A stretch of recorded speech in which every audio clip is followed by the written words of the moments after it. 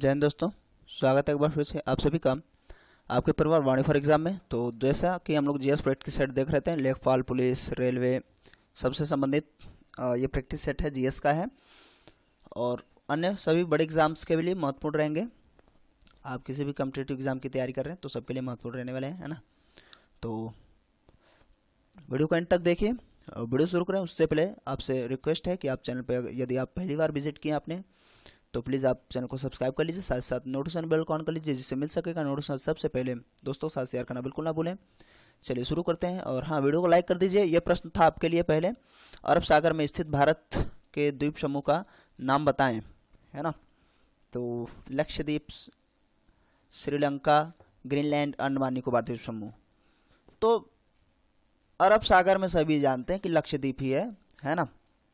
और अच्छी बात यह है कि सारे यूटी में सबसे ज़्यादा पढ़ा लिखा लक्षद्वीप ही है ना। तो इसका करेक्ट आंसर तो एक हो गया, बड़ा आसान था, है ना। और एक जैसे कहने का मतलब, जैसे मैं मैप, चूँकि आजकल बेहतर तो बन नहीं पा रहा मुझसे मैप, फिर भी मैं कोशिश करता हूँ, अभी देख रहा हूँ। बन गया तो ठीक है, नहीं बना तो और ठीक है, क्या कर लेंगे, है ना। इतना खतरनाक नहीं बनना चाहिए था फिलहाल।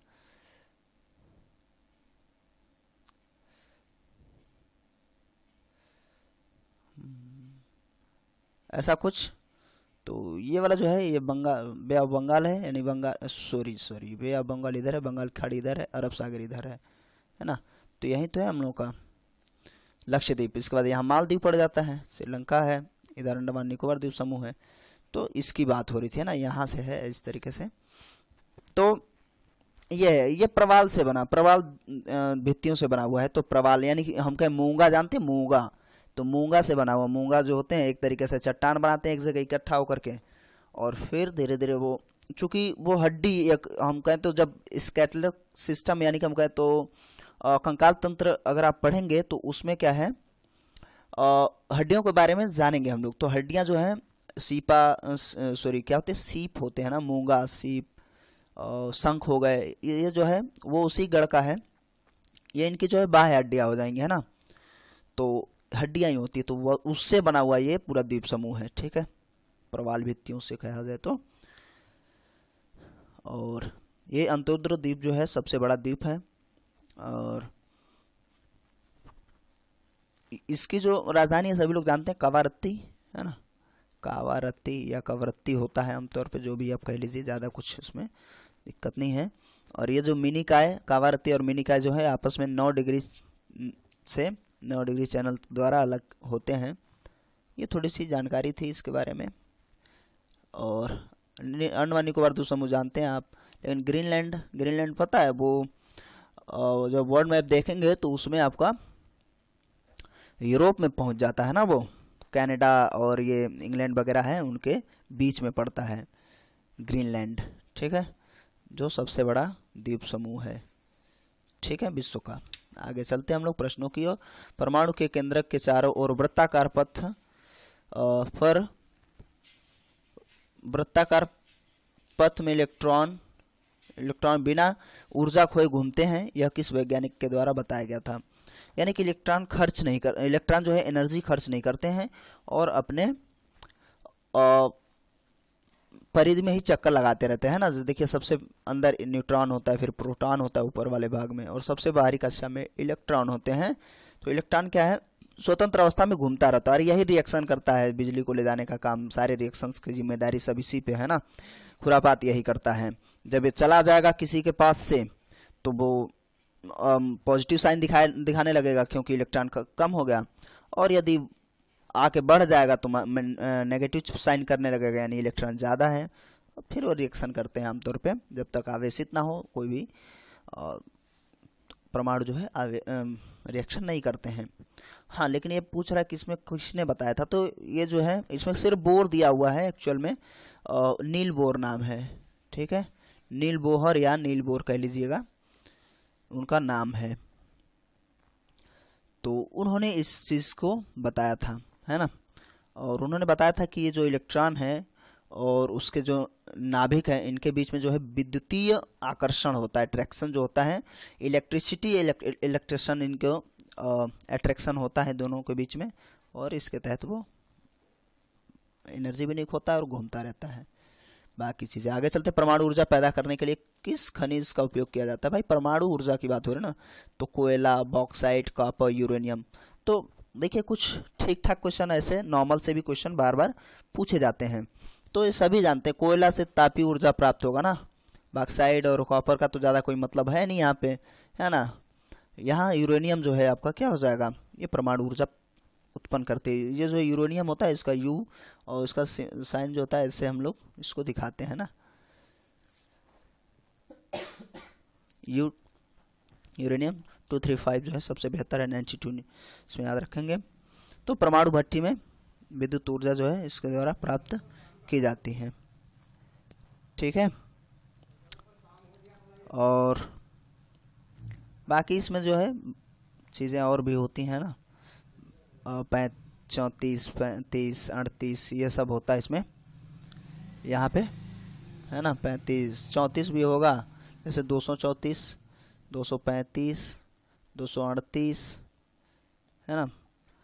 और नेचर में जो सबसे ज़्यादा पाया जाता है वो 238, यूरेनियम 238, 92 ऐसे करके जैसे ही पढ़ लिया जाए, ये सबसे ज़्यादा प्रकृति में पाया जाता है, ये याद रखेंगे। आगे चलते हैं हम लोग। सिरके, नींबू और दही में कौन सा अम्ल पाया जाता है? देखिए ऐसे छोटे छोटे बच्चों वाला सवाल पूछेगा ही, क्योंकि इतना तो लाजमी है ना सारे प्रश्नों में। हाँ, अगर ये बात करें कि जैसे ये छार होना चाहिए था, सिरके में कौन सा एसिड होता है? तो सिट्रिक एसिड होता है ना, सिट्रिक अम्ल। और कैसे लिख रहा हूँ यार। उसके बाद नींबू में सभी लोग जानते हैं, एक चीज़ इसमें क्या है, गड़बड़ बता दिया मैंने। नींबू का साइट्रिक एसिड होता है ना, सिरके का तो, और सिरका कह लीजिए या आप इसको वाइन कह सकते हैं, इसमें एसिटिक एसिड होता है, ठीक है, एसिटिक एसिड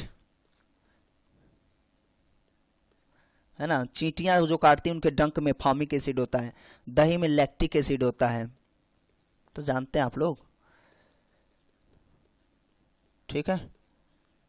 तो ये चीज़ें आप ध्यान रखेंगे। फिलहाल इसका आंसर जो हो गया 2। और हाँ, आप अपना गिनते रहिए आपका कितना आंसर सही हो रहा है, और लास्ट में ज़रूर कमेंट करें कि आपका कितने, आपके जो आंसर्स थे कितने सही हुए और कितने गलत हुए, ईमानदारी से, ठीक है।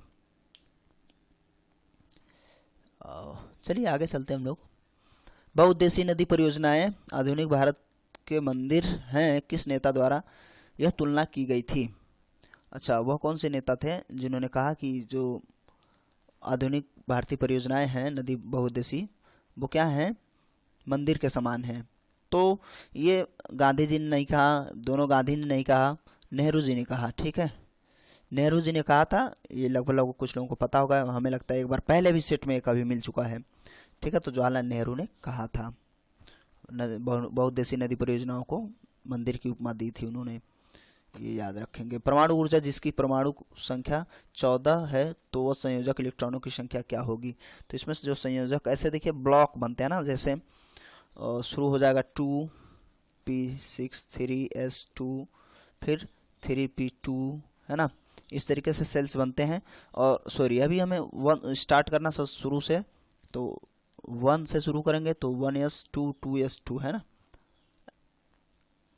तो कॉमा इसमें बीच में आप लगा सकते हैं, तो इस तरीके से हम बता पाते हैं 1s2 2s2 फिर s तक हो गया, और फिर p आएगा तो 6 होगा, फिर s फिर p फिर s, इस तरीके से। अब हम देखिए, पहले देखिए फर्स्ट सेकेंड s, फिर अब देखिए 2 4 और ये 10 12 14, तो p ब्लॉक में दिखाई दे रहा है ना। तो इसमें ये पूछ रहा है, इसका मैं वीडियो बेसिक सा वीडियो दे दूंगा, इसको कैसे फाइंड करते हैं। आप कमेंट जरूर किया करें कि हाँ ये चाहिए नहीं चाहिए, अगर आपको क्लियर है तो कोई दिक्कत भी नहीं है ना। तो इसमें कैसे हम लोग फाइंड करते हैं वो इसमें हम लोग बाद में कभी समझ लेंगे, ठीक है। तो जिसमें ऑर्बिट होते हैं, तो अंतिम ऑर्बिट में कितने इलेक्ट्रॉन उपस्थित हैं, है ना, ये उसका संयोजक इलेक्ट्रॉन दर्शाता है। तो इसका जो हो जाएगा, इसमें 4 इलेक्ट्रॉन है ना, चूँकि पी ब्लॉक जो होगा, जो पी वाला होता है उसमें इलेक्ट्रॉन की संख्या 4 होएगी, है ना। यहाँ पे देखिए 2 है, पी देखिए 6 था, 2 यहाँ पे है, तो बच्चे 4 की बात होगी, तो यहाँ कंप्लीट हो जाएगा 4। और इस पर थोड़ा सा डिटेल्स में 2-4-10 मिनट का वीडियो मिल जाएगा, मैं कोशिश करूँगा याद करके।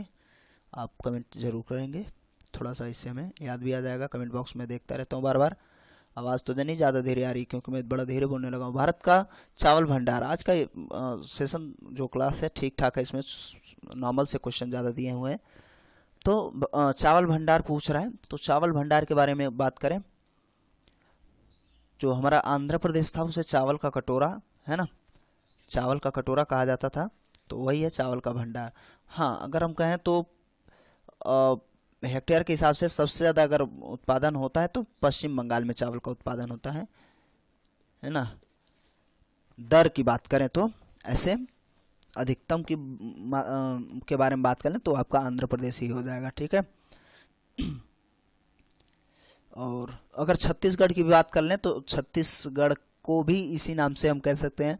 आंध्र प्रदेश को भी चावल का कटोरा कह लिया जाता है, छत्तीसगढ़ को भी आमतौर पे कभी कभार देखने को मिला है, कहा जाता है, ठीक है। तो ये याद रखेंगे आप लोग। आगे चलते हम लोग। और सबसे ज़्यादा गेहूं उत्पादन, गेहूं के उत्पादन में आपका यूपी हो जाएगा, प्रति हेक्टेयर पंजाब हो जाएगा, है ना। ऐसे सबसे ज़्यादा सरसों यानी कि तेल जो सरसों वाला होता है राजस्थान हो जाता है। मूंगफली सबसे ज़्यादा आपका गुजरात में हो जाएगा, है ना, मूंगफली सबसे ज़्यादा गुजरात में ही होती है, ठीक है। तो ये सब चीज़ें हैं। आपके महाराष्ट्र में गन्ना प्रति हेक्टेयर हम कहें तो चीनी के मामले में सर्वाधिक है, जबकि गन्ना कम लगाया जाता है। यूपी में सबसे ज़्यादा गन्ना लगाया जाता है ना, मात्रा के हिसाब से यूपी में सबसे ज़्यादा गन्ना, गेहूँ ये सब होते हैं।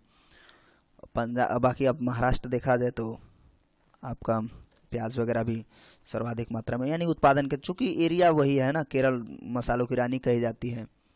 तो ये सब चीज़ें हैं।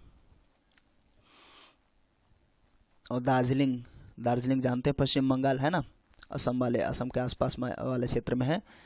छोटा सा गलियारा टाइप का वहाँ दिखता है मैप में, बांग्लादेश के सर पे एकदम से, कभी देखिएगा ट्राई करके। चलिए, ज़्यादा हम लोग बात करने लगे हैं लग रहा है इसमें। पलायन वेग का दर क्या होता है, ये फैक्ट है, इसको रट लीजिए, है ना। पलायन वेग का दर क्या है, किस स्पीड से वो ऊपर चला जाता है। तो देखिए 11 किलोमीटर प्रति सेकेंड, 11 किलोमीटर प्रति सेकेंड, इसको आप रट लीजिए जैसे भी करके, है ना। और अगर हम, चूँकि ये देखिए लगभग है, तो देखिए किलोमीटर में है, तो अगर एक्चुअल में देखा जाए तो 11.186 किलोमीटर पर सेकेंड है। और मील में इसको बदलते हैं सब, तो मील में बदलने में पूछ लेता ना अलग अलग तरीके से। मील में 6-9 या 7 के आसपास कह सकते हैं आप, 951 मील प्रति सेकेंड, मीटर नहीं है, मील है, ठीक है, ये भी याद रखेंगे। तो ये सब तरीका, घंटे में अगर पूछ लेगा तो घंटे में इसको कन्वर्ट करेंगे तो टाइम लगेगा, ऐसे याद कर लीजिए 4270, ठीक है, सॉरी 40,270, 40,270 किलोमीटर प्रति घंटा, ठीक है, प्रति घंटा। ये घंटे में इतना आ जाएगा, ये तो आप कन्वर्ट करेंगे तो आ जाएगा लगभग। तो ये चीज़ें हैं, इसका आंसर फिलहाल करेक्ट है दूसरा, और कुछ तो है नहीं। आगे चलते हैं हम लोग, और ध्यान दीजिएगा क्या है, 11.186 किलोमीटर प्रति सेकंड है। घंटे में बदलना चाहेंगे तो 40,270 किलोमीटर प्रति घंटा, और अगर मील प्रति सेकंड में करें तो 6.951 मीटर प्रति सेकंड, या 7 के आसपास आप कह सकते हैं, ज़्यादा कोई इसमें ज़्यादा इश्यू नहीं होगा। जैसे यहाँ देखिए मोटा मोटी दे रखा है। चलिए आगे, कौन से बौद्ध स्थल में पत्थर से तरासे शिल्प नहीं है, यानी कि ऐसा कौन सा बौद्ध स्थल है जहाँ पे जो पत्थर से तरासा हुआ, यानी पत्थरों से तरासा नहीं गया है ना। तो अजंता की गुफाएं पत्थरों को ही तराशी जाएंगी, कारले भी, नासिक वाला भी, नागार्जुन कोंडा जो है वो नहीं है, ठीक है। कुल मिला के ये अलग है, जो पत्थरों से तराश कर नहीं बनाया गया है, ठीक है। तो ये याद रख लेंगे आप लोग, उसको पी फैक्ट समझ के, चूँकि ये जानकारी के अकॉर्डिंग है तो समझ रहे हैं। बाकी परिपूर्ण कृष्ण पिंड वही होता है। कृष्ण पिंड मतलब ब्लैक, हम कृष्ण वीवर कह सकते हैं इसको, कृष्ण पिंड है ना। तो इसमें देखिए ये स्पेस से संबंधित क्वेश्चन बन गया है ना। तो उसका मतलब क्या है, उसे हम ब्लैक होल या हाँ ब्लैक होल ही बनना कहते हैं उसे, वही। तो परिपूर्ण कृष्ण पिंड वही होता है जो सभी आनुषंगिक विकिरण का अवशोषण करता है, कोई भी आनुषंगिक विकिरण का नहीं करता है। जाने की जरूरत नहीं, यही वाला सही भी है। देखिए सभी आनुषंगिक विकिरण का अवशोषण कर लेता, प्रकाश भी उससे बाहर नहीं जाती, ऑब्जॉर्ब कर लेता, तभी तो वो दिखती नहीं है, समझ गए। तभी तो हम कृष्ण पिंड कहते हैं, ब्लैक होल कहते हैं ना, याद रखिएगा। जो चंद्रशेखर सीमा 1.4 चंद्रशेखर सीमा पार करने लगते हैं जो पिंड, वो ब्लैक होल को में परिणित हो जाते हैं, कुल मिलाकर बदल जाते हैं सुपरनोवा होने के बाद। फिलहाल आगे हम लोग चलते हैं। हीराकुंड का संबंध किससे है? सतलज, ब्यास, महानदी, कावेरी।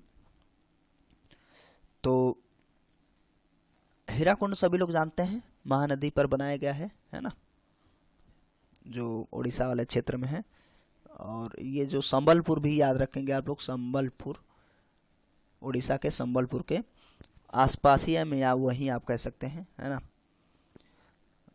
और ये भी बहुउद्देशीय नदी परियोजना है ना। 1953 में इसमें स्टार्ट हो गया था एक तरीके से, है ना। और उद्घाटन की बात करें यानी कंप्लीट हुआ, तो उद्घाटन जो है जवाहरलाल नेहरू ने करी थी 57 में, 1957 में, है ना। तो ये सब चीज़ें हैं महानदी से संबंधित, याद रखिएगा, इजी सा भी था।